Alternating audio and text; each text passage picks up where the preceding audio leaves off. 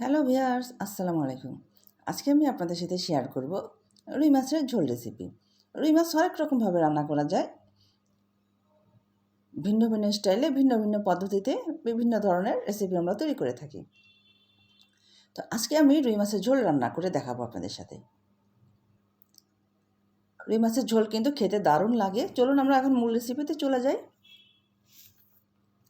এখানে আমি রুই মাছ আগে থেকে কেটে ধুয়ে নিয়েছি। রুই মাছের আরও হরেক রকমের রেসিপি কিন্তু আমাদের পেজে এবং ইউটিউব চ্যানেলে দেওয়া আছে, আপনারা একটু কষ্ট করে দেখে নেবেন। এখানে আমি মাছে প্রথমে লাল মরিচের গুঁড়া দিলাম, এরপর দিব হলুদ গুঁড়া, এরপর দিব লবণ। এখন আমরা মাছগুলো ভালোভাবে হাত দিয়ে মাখিয়ে নিব। এটা আবার চামচ দিয়ে করতে যাবেন না, অনেকে আবার স্টাইল করে চামচ দিয়ে ম্যারিনেট করতে যায়, তো চামচ দিয়ে করলে কিন্তু হবে না, এখানে হাতের কাজ করতে হয়। হাত দিয়ে আপনাকে ভালোভাবে মাখিয়ে নিতে হবে। খুব ভালোভাবে মশলাগুলো মাছের সাথে মিশিয়ে নেবেন, কারণ মাছগুলো কিন্তু আমরা ভেজে তারপর রান্না করব। চুলায় আমি আগে থেকেই তেল দিয়ে দিয়েছি। তেল গরম হয়ে যাওয়ার পর আমি একটা একটা করে মাছ ছেড়ে দিচ্ছি। মাছগুলো আমরা একটু লাল লাল করে ভেজে নিব, এপিট ওপিট ভালো করে ভেজে নিব। কেউ যদি একটু কম ভাজতে চান তাহলে কম ভেজে নেবেন। খুবই সাধারণ মশলায় একদম সহজভাবে এই রুই মাছের ঝোল রেসিপিটা আমি করেছি আজকে, এবং এটাই আপনাদের সাথে শেয়ার করব।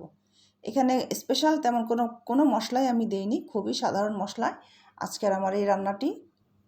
আশা করি আপনাদের কাছে ভালো লাগবে। আমাদের মাছগুলো এপিট ওপিট ভালোভাবে ভাজা হয়ে গেছে। এখন আমরা মাছগুলো তুলে নিব। আর মাছ ভাজার পর প্যানে যে তেলটা আছে, এই তেলটা কিন্তু আমরা ফেলে দিব না, এই তেলটা আমরা মাছ রান্নার সময় দিয়ে দিব। এই তেলটা যদি আমি রেখে দিই তাহলে এই তেলটা খাওয়াটা ক্ষতিকর হবে পরবর্তীতে, কিন্তু যদি আপনি সাথে সাথে তেলটা ইউজ করে ফেলেন তাহলে কিন্তু কোনো ক্ষতি নেই। ওখানে খুব সামান্য তেল ছিল, সেজন্য আমি প্রথমে আরেকটু তেল দিয়ে দিলাম, তারপর আমরা এই তেলটুকু ঢেলে দিব। যেহেতু তেলটা গরম, একটু পরেও দেওয়া যাবে। তেল গরম হয়ে যাওয়ার পর আমি পেঁয়াজ কুচি দিলাম। পেঁয়াজগুলো আমরা একটু লালচে লালচে করে ভেজে নিব, লালচে বলতে বাদামি কালার করেই ভেজে নিব। আর পেঁয়াজ ভাজার সময় আমি কিন্তু পেঁয়াজের সাথেই লবণটা দিয়ে দিই, এবং আর কিন্তু আমাকে লবণ টেস্ট করতে হয় না, একবারে আমি পরিমাপ করে দিয়ে দিই। এখন ভালোভাবে নেড়ে চেড়ে আমরা পেঁয়াজটা বাদামি করা পর্যন্ত ভাজতে থাকব।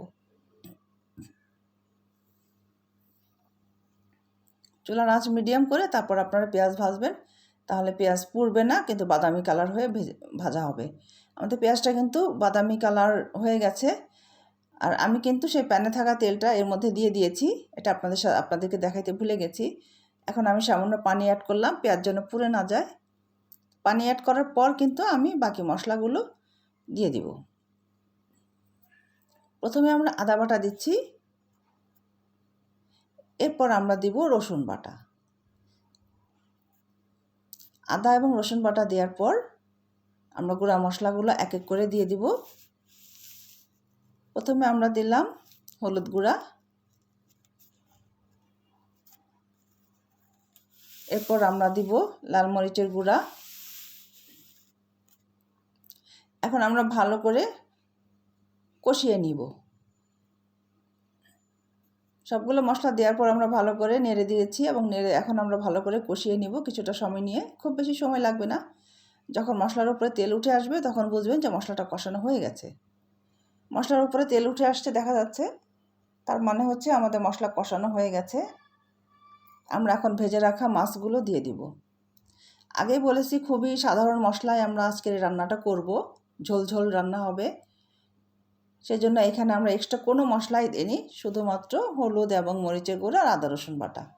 মাছে একটু আদা রসুন বাটা দিলে মাছের টেস্টটা অনেক ভালো হয়, খেতে খুব ভালো লাগে, টেস্টি হয়। অনেকে আছে যে রসুন বাটা দেন না, তারা রসুন বাটা দিয়ে মাছ রান্না করবেন, দেখবেন যে অনেক ভালো লাগবে। তো মাছগুলো কষিয়ে নেওয়ার পর আমরা পানি দিয়ে দিচ্ছি।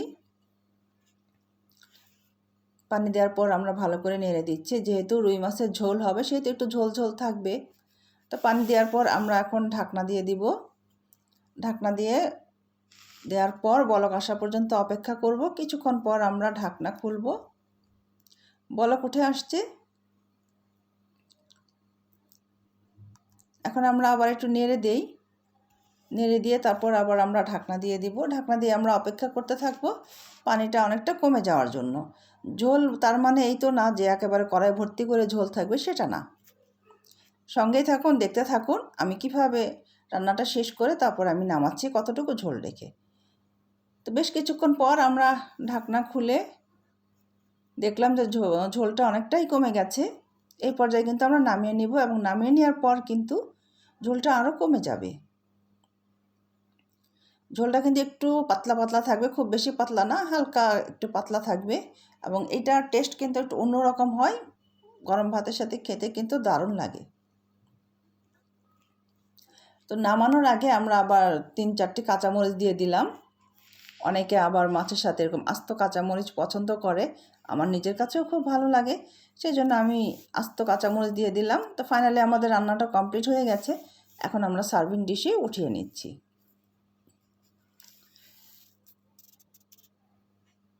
কালারটা কিন্তু অসম্ভব সুন্দর আসছে, তরকারি কালারটা অসম্ভব সুন্দর, দেখতে যেমন সুন্দর হয়েছে খেতেও কিন্তু ঠিক তেমনই টেস্টি হয়েছে। আপনারা এইভাবে বাসায় ট্রাই করতে পারেন, ঝটপট অল্প মশলায় এইভাবে আপনারা মাঝে কোনো মাছ রান্না করতে পারেন, খেতে কিন্তু দারুণ টেস্টি হবে, অনেক সুস্বাদু। আমার কাছে অনেক ভালো লেগেছে, আশা করি আপনাদের কাছেও ভালো লাগবে। তো আমার রেসিপিটা দেখে আপনারা ট্রাই করবেন, আমাদের পেজটি ফলো দিবেন, আমাদের ইউটিউব চ্যানেলটি সাবস্ক্রাইব করে দিবেন, কমেন্টে জানাবেন যে আমার এই রুই মাছের ঝোলের রেসিপিটা আপনাদের কাছে কেমন লেগেছে। ভালো লেগে থাকলে অবশ্যই লাইক কমেন্ট করবেন, শেয়ার করে দিবেন ফ্রেন্ডসদের সাথে। বাসায় কিন্তু অবশ্যই ট্রাই করবেন।